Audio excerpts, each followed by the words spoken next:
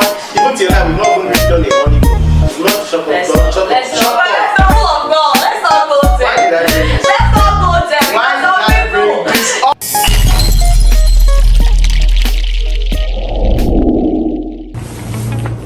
Hello guys, how are you doing? And welcome to another beautiful episode of the Just Saying podcast. I remain your host, Sir Victory. Today we are going to be talking about something really interesting. It's a topic that you probably have not really heard talked about often, and today I'll be directing this topic at men. However, the message in this podcast transcends the male gender and the male sex, and also applies to every other person. But I'll specifically be talking to men today. Today's topic is how to detoxify your ego. How to detoxify your ego. Now, this is a really crucial topic. This is something that I believe that every man really has to learn. It's a skill that we have to be able to thrive as men, because it's a no-brainer that men are somehow, for some reason, born with a really strong ego, and if we do not learn how to weld that ego, it can be the end of us as men, as leaders, as husbands, as brothers, and so forth. So today we are going to be talking about this beautiful topic, how to detoxify your ego, and we'll be right back.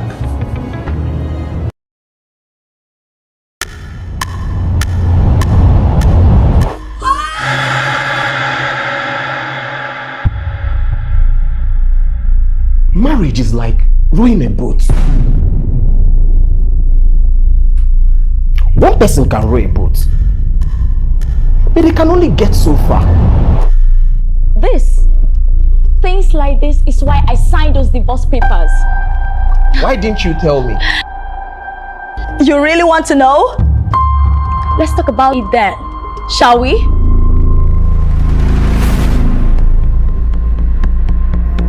When we newly got married, she was our number one. Sometimes I love her, then sometimes I don't. Well, he's definitely not number one. We don't sleep in the same room. I sleep in the visitor's bedroom. She sleeps in the master's bedroom. I'm sure everyone fights from time to time, but not everyone is about to get divorced. Touché.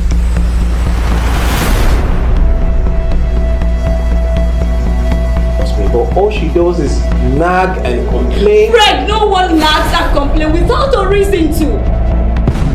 Do you even have an idea what I go through on a daily basis?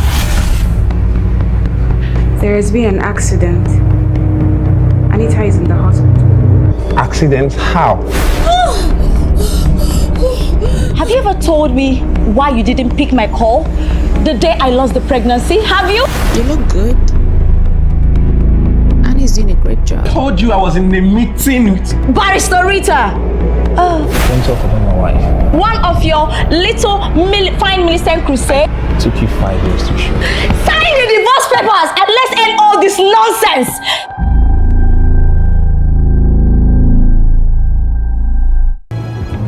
Okay, we are right back and we are ready to talk about how to detoxify your ego. Please, if you're still watching this podcast and you haven't subscribed to Salt Nation TV, please take a moment right now to subscribe to this channel. Hit the notification bell so that you know when we release more content on the channel and more episodes of this podcast. Please make sure you also share this podcast, share these videos that we are making, share all of this content, drop your comments to let us know how you feel, to share your opinions about the topics that we are discussing. And right now, let us jump right into the topic, how to detoxify your ego. Okay, so I'm going to start with a story, as I often do. I remember a few months after we got married, we had a really bad experience. Where we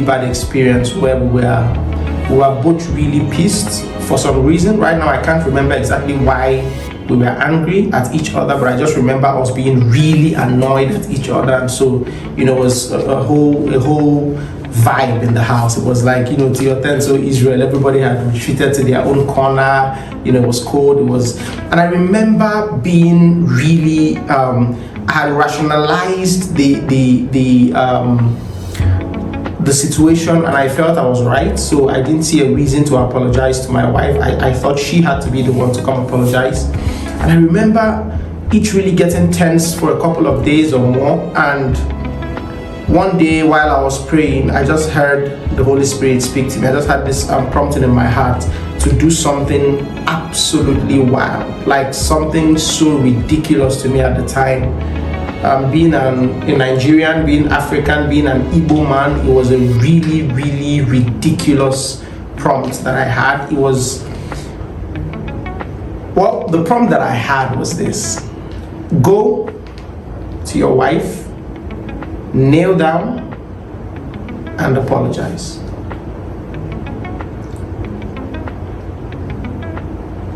Yeah, exactly. That's exactly how I felt. That's how crazy it was. That's how ridiculous it was, right? That's how mad it sounded to me. Because, come on. I'm the man of the home. I'm the head of the home. There's no way in hell I'm going to kneel down and apologize. It was just crazy. It was really wild. It was the kind of voice that you heard and you are so sure it wasn't God, so you start binding and casting the voice it's like there's no way this can be an instruction from God. However, it stayed with me for a long time. I couldn't shake that feeling that I just had to quash this beef right now. And so I proceeded to my wife later that night. She was lying down on the bed, which made it much easier for me to kneel down, because if someone is lying down and you kneel down beside the person, it doesn't quite look like kneeling down. I suppose the person was sitting down or standing up. So it was the perfect moment for me to do it. So I knelt down. And it took everything that I had to kneel down and say, okay, I'm sorry about this, I'm sorry about that, I'm sorry that I made you feel this way. And she looked at me and ignored me. Now, that hurt. That was probably the most emasculating moment I have ever felt in my life, because I was thinking to myself, does she know what it took me to do this, right? And that's the response she's going to give. However, I'm not going to complete that story. We were able to get it settled and move on. However, what is really important to me, what was really important to me through that experience was what it taught me, right? What it taught me as a man. And the biggest lesson that I took away from that experience was that you cannot lead with your ego first. You cannot lead with your ego first. You can't send your ego ahead and then follow behind, right?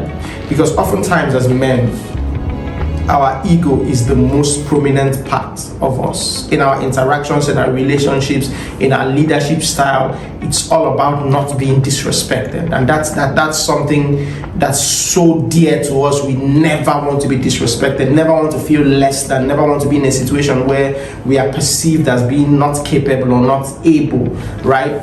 And one of the most crucial things that experience did for me was it humbled me in a way that I probably can never ever be humbled again. Like, that was probably for me the most humbling moment of my life. And it also taught me to listen, to just calm down, right? Calm down, because you see, I'm a typical Igbo man. The whole head of the home thing can get to your head, and you forget that you're interacting with someone who is co-equal with you as a human being. While you are the leader of the home, the person, that does not in any way invalidate the person's opinions, that does not in any way invalidate the person's feelings and all of that. So I learned that you cannot lead with your ego first, because if you do, you'll become blind to counsel, you'll become blind to suggestions, you'll become impervious to corrections, and this can lead to stunted growth. It can lead to a lack of maturity, and it can just really affect the leader that you are becoming, right? So now I just want to take some time to dial back and talk about ego a little bit more specifically. What is the ego and what is it to a man, right? when you hear my story and when you often hear how people talk about ego, it's almost as if we are painting it as a negative thing. I want to take some time to say that the ego is not negative. The ego is not just some stumbling block that God has placed in our path that just keeps tripping men up and just keeps frustrating us and just, it's not just this crazy useless feeling that we have as a man that is a problem. No, the ego is actually, it really depends on how you look at it. The way I look at it is that the ego is actually quite beneficial to you as a man. It's really beneficial to you as a man, and some level of pride is beneficial to us as human beings, period. Some level of self-confidence, some level of a demand on ourselves to be better than we are is necessary. So I wrote a few things down here and I'll read it for you. I said that the male ego is not a divine mistake that keeps getting in our way. It is by design, it is intentional, and it is extremely useful to being a man and to discharging your duties as a man, a husband, a brother, etc. Now, oftentimes when we as men project our ego, it's just a baseless demand for respect. It's a demand for respect that is not based on any evidence. It's not based on our accomplishments. It's not based on anything that we've done. It's not based on our achievements, our success. It's not based on our pedigree in life. It's not even based on our status as human beings. It's just based on the fact that we are men. It's a demand for respect for being a man. That's basically what it is. Like, do you know I'm a man?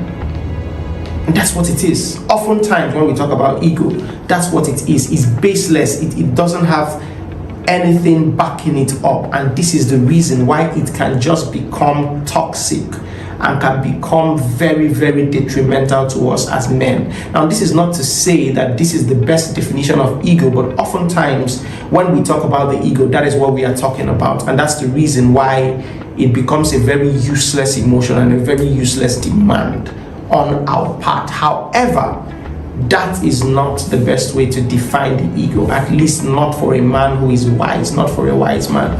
So I often say that for a wise man, how he defines ego is key to how he interacts with people, how he understands the feeling that he has, that inner demand for respect, how he understands and interprets it is key to how he relates with people. So I wrote something down here. I said that for a wise man, the ego is a beckoning to achievements. It's a beckoning towards achievements.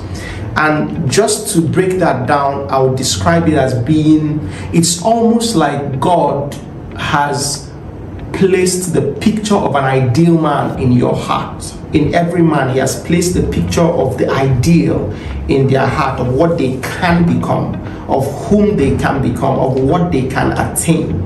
Now, the ego is simply a beckoning inside of us to become that man. It's a beckoning inside of us to actually attain those heights of achievement, of success, of impact, of victory, as the picture in our hearts, the picture that has been placed in our hearts. So it's a beckoning towards achievements. It's like the perfect picture of the masculine as designed by God, placed in our hearts. And now it is our decision to walk towards it, right? It's our decision to walk towards it. So oftentimes we are going to feel insulted for something we have done, something we've not done, something we've not yet attained, or because we're in a situation where frankly someone can insult us or can disrespect us. However, when we find ourselves in that situation, how we react depends on how we define that inner urge, that inner disappointment, that inner pain that we are feeling at that time. How do we define that feeling and how do we react to it? So just to give you a few instances, if a man gets married, right, it is the ego that makes him desperate to provide for his family. It's the ego. It's the ego. So the man never wants to be seen as incapable of providing. He hates that feeling of seeing your wife or your children in lack or in need and not being able to do anything. It's the pride of being a man. It's the ego that pushes a man to provide. So you find that the ego is not without its merits. It's not without its benefits. It's a beckoning inside of you to achieve. It's a beckoning inside of you to achieve. So when you find yourself in a situation where you're disrespected or demeaned in whatever context that might be, the right reaction is to ask yourself, what is it that I have not attained? What is it that I have not become? What is it that I have not done that placed me in this situation? And then to determine to do those things, to determine to become that man. So if I'm insulted in a place because probably I don't have enough financial status as the people around there, for me it becomes a demand to achieve. It becomes a demand. Like my people will say, bros, go hustle, right? Go hustle. Like if you feel you're being insulted, instead of just being, you're disrespecting me, blah, blah, blah, and ranting and, cutting off relationships and just, you're going on your own, you don't have nothing. That is a beckoning in your heart. Instead of it just being a negative reaction, let that be a beckoning in your heart to achieve. It's the ego that makes a man achieve. It's the reason why a man provides for his family. It's also the reason why a man protects his family, and guards his family. It's also the ego. That reminds me of a really interesting experience that I had with my wife. I remember a certain time I dropped my wife off at the bank. She wanted to withdraw from the ATM. And so I had to go pick up something somewhere, and then when I was done, I waited for her somewhere. I parked the car somewhere, I was waiting for her. So she was supposed to come meet me there. And I remember her coming back and entering the car, and I saw her face and I knew something had happened. So I asked her, what's the problem? And she narrated a very crazy story of how one of the security men in the bank had berated her in public in front of everybody that was, at the ATM. And there was quite a crowd there when I dropped her off. Had insulted her, that she doesn't know how to use an ATM, that she's just there wasting her time, that she's among those people that go to school and don't learn anything, and they're just speaking Queen's English everywhere. And I have no idea why the security man would go out of his way to insult her that much. But there was something that happened within me that up till then had never happened before. I was livid. I was mad. I was pissed. I was furious. Now, I wasn't the one that was insulted, right? But because my wife had been berated and insulted, it felt like a personal attack on me. I felt insulted. It's the same way a man feels the need to protect his wife in the case of in the face of physical assault or an attack. He feels the need because if she is harmed, he as a man won't be able to live with himself. If a man runs away from his wife in the face of physical conflict and then his wife is harmed, that man is probably going to be crushed for life because he will feel ashamed of himself. It's the ego that makes us protect. So again, the ego is not without its own merits. We just have to understand what it does and use it within the limits that make it beneficial. And that's exactly how you detoxify your ego. But we'll still come down to breaking these things down. So back to my story, right? So after that experience, I remember leaving the car. I told her I'm going back to that bank. She was like, oh no babe, don't worry, it has happened, let it go, let bygones be bygones. And I was like, what? Come again? Nope, we're going back to that bank. And I went back to that place and I put on a show. Trust me, I was crazy, I was mad. I threatened that the man was going to lose his job, and I was heading straight to the bank manager's office to make sure that man lost his job. I whipped out the lawyer card. That was how, I remember I was a lawyer because I hadn't been practicing for a while, but the anointing of being a lawyer came back on me in that moment, and I was just crazy. And I caused such a ruckus in that place that the man had to come begging and pleading and begging and pleading and pleading, for me not to go ahead with my trust. I told him apologize to my wife, which he did. And I remember when we were leaving there, my wife just looking at me and beaming with pride. Like, I think that was one of the first times I saw her I could almost just tell from her eyes that she was so happy that she married me. She felt safe, she felt protected, and I felt proud. I felt good, right? Now that's just one of the experience, the instances where I've had to step up for my wife and protect her. But I just use that to illustrate what the beckoning of your ego is, and these are beneficial. These are things that are useful. These are things that make you actually, in the real sense of the word, these are the things that make you a man. So the ego is not entirely useless. It has its benefits. It is also the ego that makes you want to nurture and train and direct and teach your family, your wife. You want to be the one that imparts wisdom and that trains them in one way or the other. I often tell myself that one of the greatest inspirations that I have towards self-development and growth is my wife. My wife is so big on personal development. She's always taking one course or always undergoing one training or always, and it's really challenging to me, because whenever I see her self-improving, I'm challenged to self-improve. And that is the ego, because I never want to be in a place where she knows more than me in everything.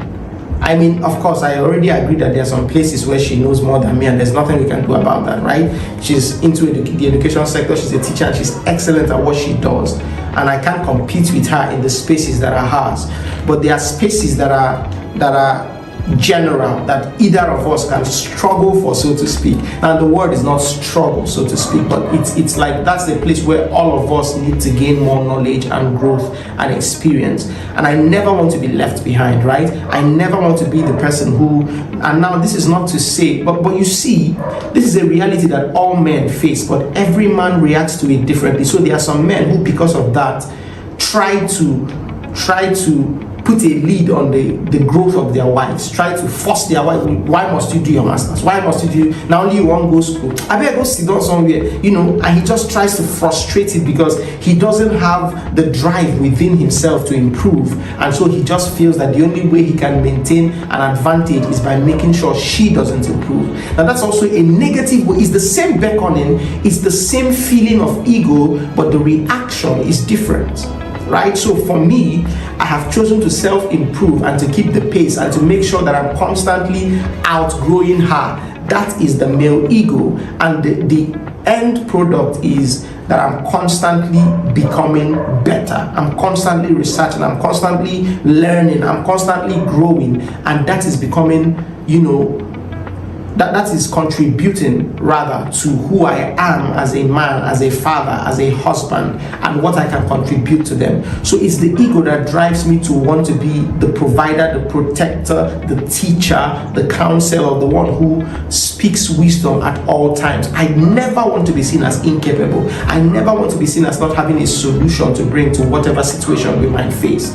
And that is the effect of the ego. So this brings us back to my initial point. The ego is not a mistake, it's not a heavenly mistake. It is actually by design. It is the thing within you that beckons you to become the man that you are called to be. Now let's move on. I'm going to discuss a few practical steps. About how you can detoxify your ego actively. But before we go into that, I'm going to define a bad man, right? Probably in another episode I'm going to be defining what a good man is, but now I'm going to be defining what a bad man is. One of my favorite personal definitions for a bad man is a man who wields his ego in insecurity, in laxity, and in obstinacy. In insecurity, in laxity, and in obstinacy. If a man wields his ego in these three ways, he's bound to be a bad man. That's just what it is. He's bound to be a bad man. He's prone to crime, he's prone to violence, he's prone to verbal abuse, he's prone to all of these issues that make him a menace to society, right? If he wields his ego in laxity, in obstinacy, and in insecurity. And I'm just going to break those things down a little bit. When we talk about wielding the ego in insecurity, it means that the man is constantly trying to tame the people around him, whether it's his wife, whether it's his children, whether it's the people around him in the workplace, whatever. He's constantly trying to tame them and to project this untrained ego on them, just demanding respect when there's no reason to be respected. You've done nothing to earn respect, but you just want to be respected. That's insecurity. You're just demanding respect for the sake of it. That is the perfect example of welding your ego in insecurity. There's no evidence, right? You explain that no evidence, right? There's no evidence for why you should demand respect, but you demand it. You know, I find that oftentimes men, especially in the context of the home, weld their ego in so much insecurity. So you're just demanding that the wife should submit, demanding that she respects you and honors you, but you do absolutely nothing. You contribute nothing to the dynamic of that relationship, nothing to the flourishing of the family, of the home. You do absolutely nothing, but you demand to be respected as though you were a god. And that's the problem. Oftentimes we keep hounding the woman to perform the role that she was assigned by God, which is submit and honor and respect your husband, instead of spending that same effort towards fulfilling the demand that was placed on us by God. So God places the demand on the man to love his wife. And the word love is a really, really broad word that implies almost everything. All of the duties of a man is subsumed within that word love. It's a very broad word, but we don't have enough time in this episode to talk on that. So it's almost like, yes, God does command the woman to submit, to respect, to honor, but it is not our duty to hound her and make sure she does that. It's our duty to make sure we are doing ours. And oftentimes it is when we do ours that we attract the respect, that it becomes natural for her to respect, to honor, and to venerate us as men. Now, this is not to excuse a woman who is not submissive, who is not respectful, who is disrespectful, who is abrasive, because if we flip the coin, the woman should also be making sure she's doing what God has asked her to do, irrespective of if the man is performing his role. And imagine if both parties in a relationship have that mindset, right? But then again, I digress. So back to what we are saying. If you weld your ego in insecurity, it becomes really difficult for you to add any value to any relationship you have. The second point, if you weld your ego in laxity, which means that you have that same demand for respect, but you're so lazy, you have no interest whatsoever to improve yourself. You have no interest whatsoever to listen to that beckoning inside of you to become who you've been called to be. You don't want to read books. You don't want to do the things that you need to do. You don't want to put in the work on yourself to become deserving of that honor that your heart so desires. Such a man is extremely dangerous. Such a man can very easily become a liability in whatever relational dynamic that he finds himself in, because you are demanding for a respect which is due to you as a man, but you are unwilling to do the work that attracts or that demands that respect. And the third thing is welding your ego in obstinacy. This man is impervious to ideas. This man is impervious to suggestions. This man is... We find such men oftentimes when they tell you school na scam. What all these professors they know? Why these things, you will not go to church to learn. Because, what does the pastor know? It's just a business. They're just running a business, right? So you won't learn from the word. You will not learn from the world. You will not learn from books. He's just blocked out. And he believes only the things in his head, and he believes that voice in his head is right about everything. And because such a man refuses to expose themselves to the relationships that can better their lives, and they try not to ever be in that situation where they are subservient, where they are having to look up to someone and learn from someone. So they don't want to go to school, they don't want to improve themselves, they don't want to read books, they don't want to go to church, they don't want to do anything, they don't want to take courses and trainings, they don't want to go for counseling, they don't want to go for therapy. They're not interested in anything that places them in a position where, oftentimes we say that black men don't go for therapy because, right? Isn't there a fellow man that's sitting there, or even a woman makes it worse, right? And so it's almost like I can't just be in that space where someone has to pour into me and I depend on what they pour into me to become a better version of myself. And that is a very dangerous man, because he constantly welds his ego in obstinacy, and such a man is the definition of a bad man. Now I'm going to end this podcast by talking about the converse part of these three things I've pointed out, and these 3 points I'm about to make are also the 3 steps towards detoxifying your ego. The first is to build inner security.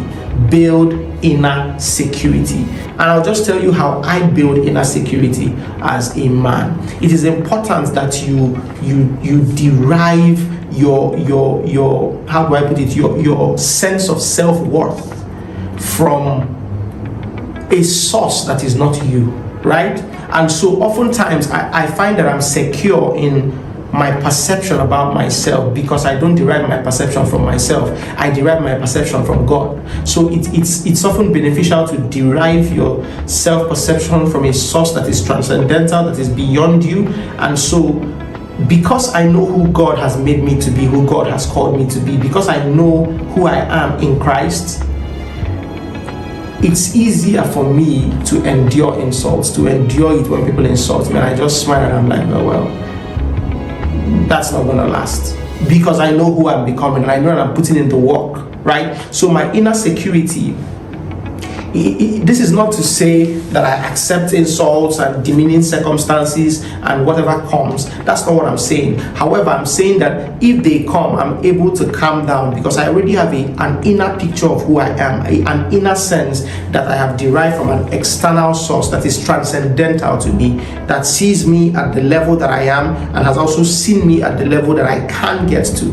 And so I understand that, and I place that at the back of my mind when I relate with people. So whenever I feel insulted, whenever I feel demeaned, I understand who I am from what I have inside, I don't define myself from those insults. I don't define myself from those external pervading circumstances that might be trying to demean me or to make me feel less than. That's the first thing that you must do. It's the ideal, is the thing that we should strive towards. That's the only way that we can survive human relationships, because you're going to be in a workplace, you're going to be in a marriage, you're going to be in a situation, you're going to be in a relationship where you feel demeaned, where you feel disrespected. If we keep slamming every door of every relationship, walking out of every job, and just disengaging from every church because we felt unseen, unheard, or disrespected, it will be impossible for us to find our place in the world, right? It becomes impossible for us to find our place in the world. The second thing is to develop a culture of constantly working on yourself. This is the second step to detoxifying your ego, right? Working on yourself to make sure you become deserving. This is relevant whether we're talking about the home, whether we're talking about the workplace, whatever we're talking about. Write down your goals, right? Write down the vision. Write down systematic steps that you have towards achieving those visions. And work. There's no financial projection or financial ideal that you have that cannot be attained if you're willing to put in the work. There's no spiritual ideal or plane that you want to get to that cannot be attained if you put in the work. The best way to detoxify your ego is to create a culture of personal development, personal striving, and focus on the attainment of your goals. This way, whenever I'm insulted and I feel it's because I don't get money rich now, I simply tell myself, time to grind, time to hustle, time to keep working, time to keep striving. And the third most important step, well, not the most important step, but the last but not the least, I meant to say, step that you have to take to detoxifying your ego is becoming flexible to learning. Becoming flexible to learning. Becoming flexible. And now when I talk about becoming flexible to learning, I'm not necessarily talking about the work that you do on yourself. I'm talking about the learning, the experience, the knowledge that you get from other people. Oftentimes, the person that you feel is insulting you, the person that you feel is making you feel less than, is often the war chest of knowledge that you need to get to the next level. And so oftentimes you have to swallow your pride, take the insult, and learn what you need to learn. Sometimes we are going away from workplaces too quickly, jumping away from that church, that relationship, that person, just because you felt slighted and you're out. You have to become, as men, we have to become able to see beyond where we are, be able to see beyond the insult and to see what is at the other end. Oftentimes, the benefits that you get from that relationship or that situation where you felt disrespected far outweighs your need to not be disrespected. And you have to calm down and make sure that the knowledge, the experience, the exposure in your mind is prioritized. That way you're able to, go through this life and experience things, like they say, it happens. Experience those things, but still stay long enough to learn the things that you need to learn. Just become open to other people pouring into you. And be careful, because the people that pour into you have to be vetted as well. This is not to say just be open to learning from anybody. You have to be able to learn from people who you have identified as the ideal person that you're trying to become, or in some way they represent a certain aspect of who you want to become, right? And so you identify such people through a careful vetting process, and you allow such people to pour into you, whether these people are pastors, coaches, therapists, in different places, your teachers, your lecturers, your professors, whatever that might be. This is the only way that you can become the best version of the man that you have been called to do. And just a recap, the ego is not a mistake of divinity. It is by design. Every man is born with that beckoning inside of him to become something greater than he is. That is the reason you feel disrespected. That's the reason you often feel demeaned. You often feel insulted. However, that is also the reason why you can become a man who never has to be insulted, never has to be disrespected, and never has to be demeaned. And that is the end of my talk for this episode. However, I know I've said so many things that have gotten your mind thinking, perhaps you agree with me, perhaps you don't agree with me, but what do I know? I'm just saying. Until the next time that you see me on this podcast, I remain your host, Sir Victory. See you later. God bless you.